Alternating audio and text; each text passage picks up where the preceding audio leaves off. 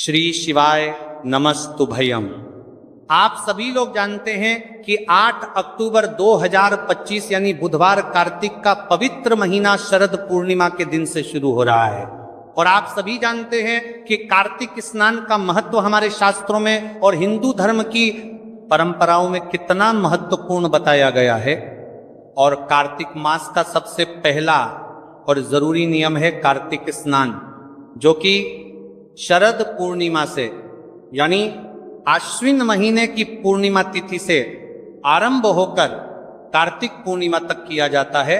और कार्तिक मास का प्रत्येक दिन एक पर्व की तरह मनाया जाता है।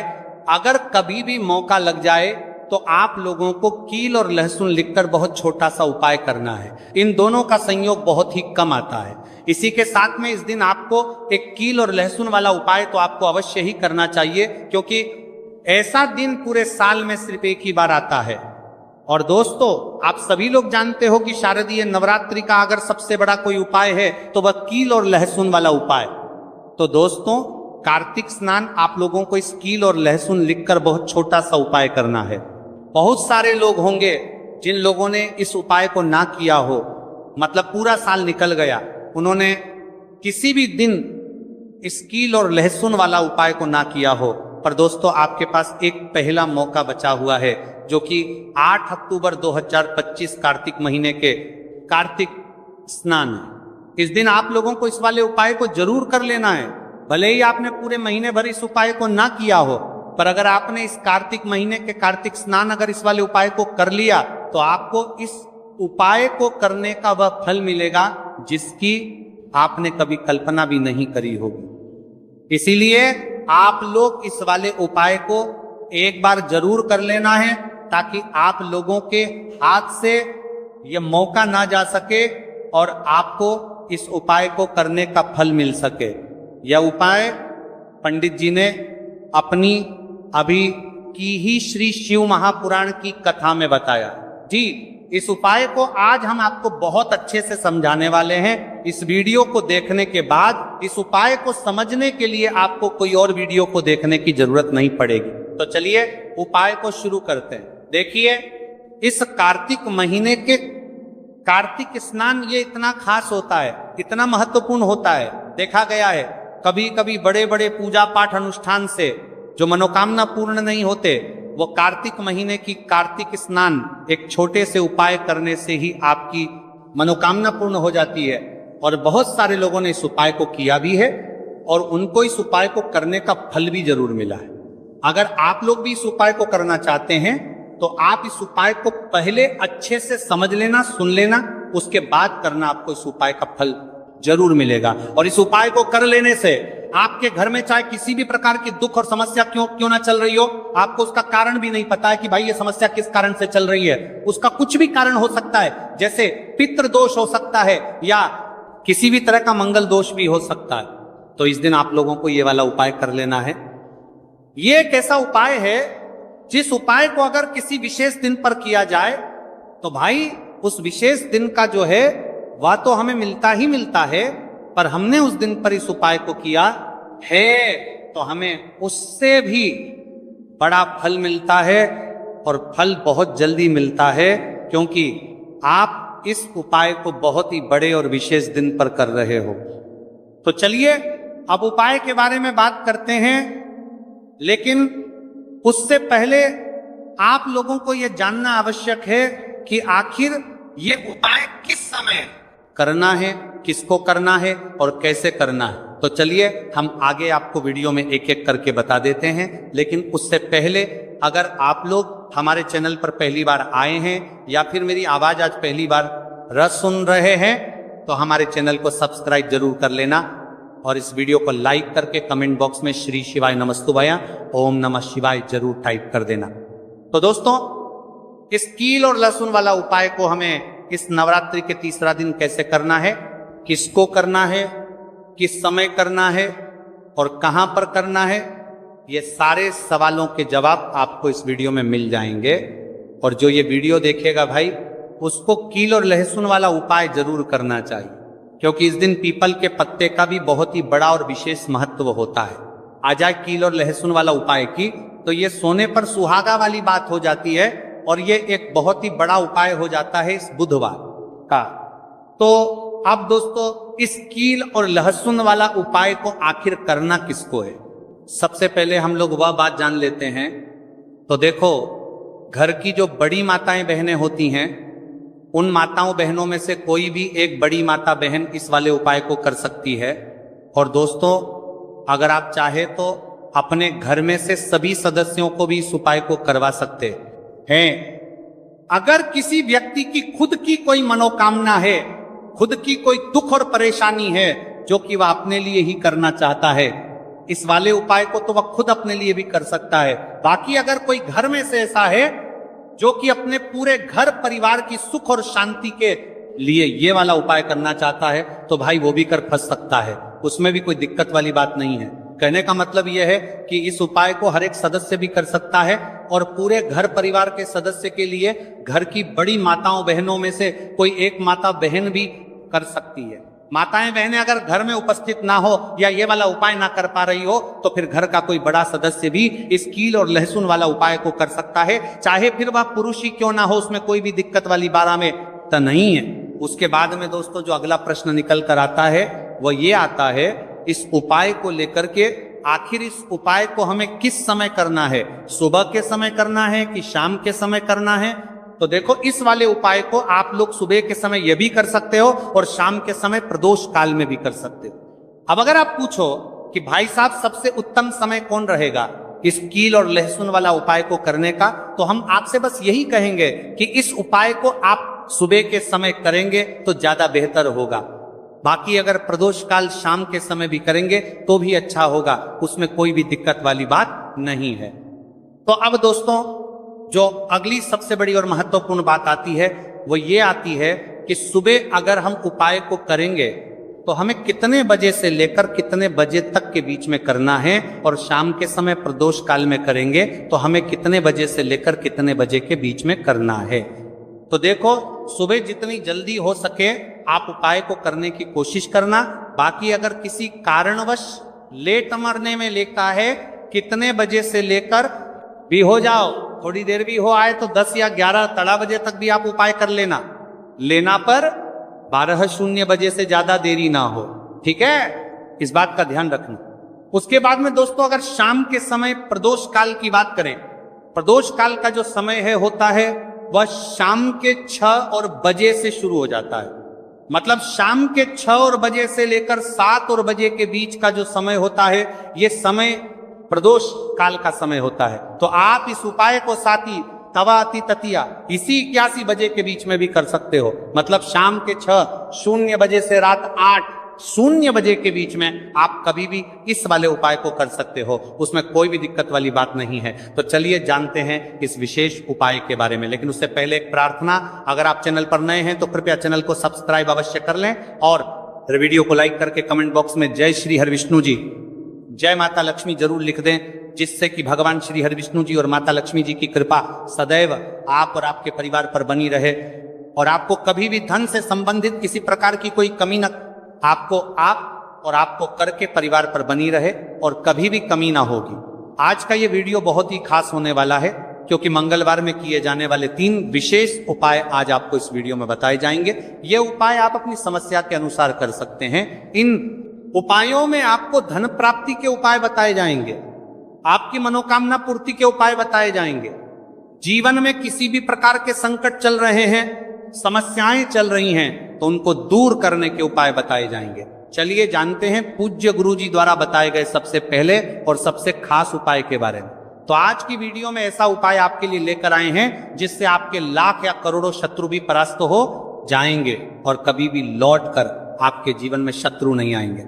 अगर आप लहसुन में 1 कील गाड़ कर इसे फेंक देते हैं तो कील और लहसुन से अब आपके शत्रुओं की छुट्टी हो जाएगी और शत्रु जो है वह हाथ जोड़कर माफी मांगेंगे। मतलब सोचेंगे कि उन्होंने आपसे शत्रुता करने के बारे में क्यों सोचा और उन्होंने आपसे शत्रुता क्यों की। अब देखिए, अगर गुप्त शत्रु भी हैं, क्योंकि देखिए गुप्त शत्रु जिन लोगों के होते हैं वह भी व्यक्ति को बहुत परेशान करते हैं, तब भी आप देखेंगे कि आपके जो गुप्त शत्रु हैं वह भी परास्त हो जाएंगे और सामने से जो आप परिवार कर रहे हैं उनकी भी आपके जीवन से छुट्टी हो जाएगी। कभी आपसे शत्रुता नहीं करेंगे, या मान लीजिए आपको पता ही नहीं है कि आपके शत्रु कितने हैं या कौन आपका शत्रु है, क्योंकि कभी कभी शत्रु जो है वह मित्र के रूप में भी आ जाता है, मतलब हमारा मित्र बनकर हमारे जीवन में आता है, जिन्हें पहचानना बहुत मुश्किल है।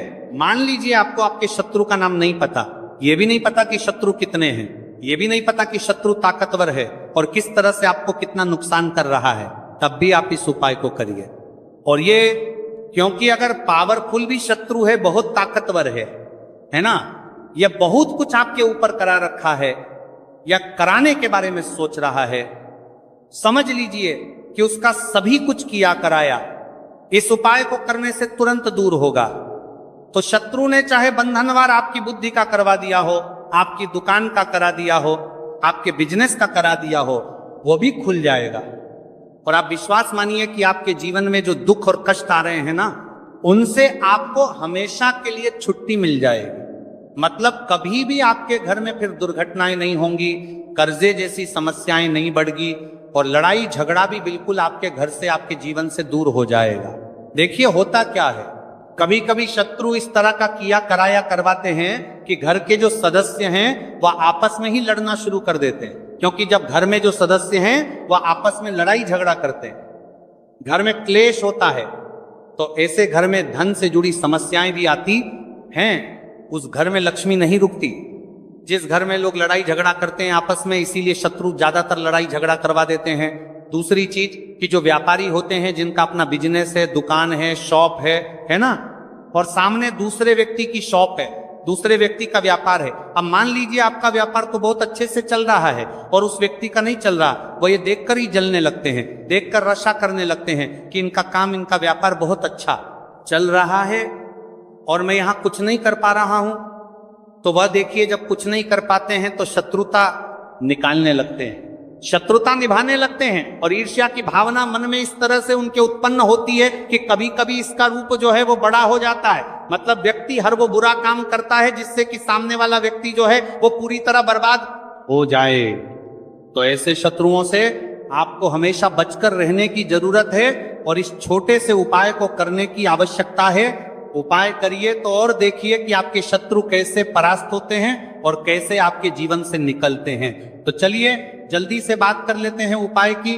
किससे? नॉर्मल तरह से लहसुन में आपको कील गाड़नी है और इस लहसुन को कहाँ फेंकना है और इस उपाय को किस दिन करना है, किस समय करना है। सबसे पहली बात कि इस उपाय को स्त्री हो या पुरुष कोई भी कर सकता है। दूसरी चीज, इस उपाय को आप किसी भी दिन कर सकते हैं। देखिए उपाय की बात करें उससे पहले आप सभी से रिक्वेस्ट करते हैं कि वीडियो को लाइक करके चैनल को जरूर करें, सब्सक्राइब कर लें, साथ ही साथ जयकारा लगा दें पूरी सच्ची श्रद्धा से।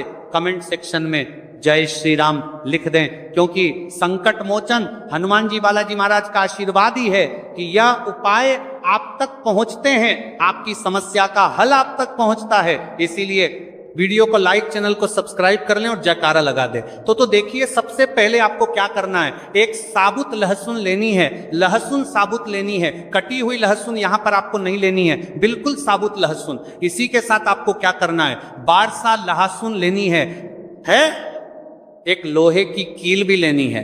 अच्छा, कील जो आप यहां पर लेंगे वो नई कील आपको बिल्कुल नहीं लेनी है। पुरानी कील लेनी है तो नई कील ना ले, आपके घर में ही आप ढूंढे कोई पुरानी कील पड़ी हो आप ले लें, ठीक है ना। इसी के साथ आपको क्या करना है, काले रंग का मार्कर पेन लेना है, ठीक है ना। मार्कर इसीलिए क्योंकि वो अच्छे से चल जाता है। यहां हम पर आप स्याही भी ले सकते हैं, स्याही से भी आप लिख सकते हैं। अब देखिए आपको करना क्या है, इन तीनों चीजों को लेकर आपको दक्षिण दिशा में फेस करके बैठ जाना है, अपने घर की दक्षिण दिशा में। तो देखिए जमीन पर बैठकर आपको इस उपाय को करना है। सबसे पहले लहसुन आपने ले ली, अब आपको वो लहसुन उठानी है। आपने किसी के लिए बार बार में लगातार तारा बोलती रहा और जो काले रंग का पेन या मार्कर आपने लिया है, उस लहसुन के ऊपर आपको उस पेन से, उस कलम से शत्रु लिखना है। शत्रु क्यों लिखना है? क्योंकि देखिए शत्रु एक भी हो सकता है, दो भी हो सकते हैं, तीन भी हो सकते हैं, और ज्यादा भी हो सकते हैं या गुप्त शत्रु भी हो सकते हैं जिनके बारे में आपको पता ही नहीं है। अब आप मान लीजिए नाम अगर उस पर ही लिखते हैं, इससे आपका एक ही शत्रु दूर होगा, एक ही शत्रु परास्त होगा। लेकिन अगर आप लहसुन के ऊपर शत्रु लिख देंगे ना, तो आपके जितने भी शत्रु हैं सभी परास्त हो जाएंगे और जीवन से वह शत्रु भी दूर हो जाएंगे जो गुप्त तरीके से आपसे शत्रुता निभा रहे हैं या आपकी पीठ पीछे बहुत कुछ बुरा कर रहे हैं या करवा रहे हैं कुछ, है ना, बहुत सारी क्रियाएं करवा देते हैं। तो इसीलिए लहसुन के ऊपर आपको क्या लिखना है? केवल शत्रु लिखना है।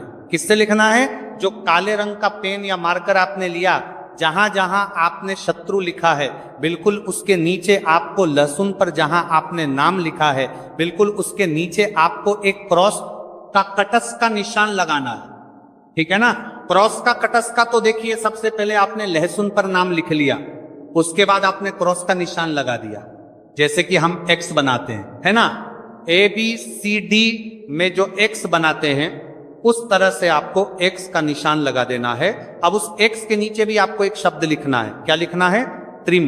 ठीक है ना? क्या लिखना है? त्रिम। देखिए ये जो त्रिम आपने लिखना है, ये सिर्फ एक बार लिखना है। एक्स के नीचे सिर्फ एक बार, इतना करने के बाद आपको एक मंत्र बोलना है। तो मंत्र आप ध्यान से सुन ले, ठीक है ना? मंत्र स्क्रीन पर भी आपको मिल जाएगा, यहां से आप नोट कर लें। ओम क्रीम क्रीम शत्रुनाशिनी क्रीम क्रीम फट स्वाहा। तो मंत्र देखिए, आपको फिर से बता रहे हैं, ओम क्रीम क्रीम शत्रुनाशिनी क्रीम क्रीम फट स्वाहा। इतना आपको 11 बार बोलना है। मतलब ये जो मंत्र है, ये मंत्र आपको 11 बार बोलना है। और मंत्र जब आप बोलेंगे उसी समय आपको उस कील को, जहां पर आपने अपने शत्रु का नाम लिखा है या शत्रु लिखा है, वैसे तो शत्रु ही लिखिए, नाम मत लिखिए, उसी शत्रु शब्द के ऊपर आपको उस कील को गाड़ देना है। कब गाड़ेंगे? कील को जब मंत्र बोलेंगे तो बस कील गाड़ने के बाद आपको क्या करना है? उस लहसुन को उठाना है। आप चाहे तो किसी कपड़े में रख लें, है ना, क्योंकि इस उपाय को आपको छुपा कर करना है, किसी को बताकर नहीं करना है, क्योंकि उपाय जल्दी काम करता है। फिर आप किसी भी सुनसान स्थान पर जाएं, वहां छोटा सा गड्ढा कर लें और उस लहसुन को उसी मिट्टी में दबा दें, कील सहित दबा दें। ऐसे नहीं कि कील निकालनी है या कुछ करना है, नहीं, लहसुन और कील सभी को उसके अंदर आपको दबा देना है। मिट्टी के अंदर गड्ढे को अच्छे से ढक देना है, अपने घर पर चले आना है। और इस उपाय को आप कोशिश करें कि सूरज ढलने के बाद करें, ठीक है ना? जैसे ही सूरज ढल जाता है, हल्का सा अंधेरा होता है, उस समय कर ले तो ज्यादा उत्तम है।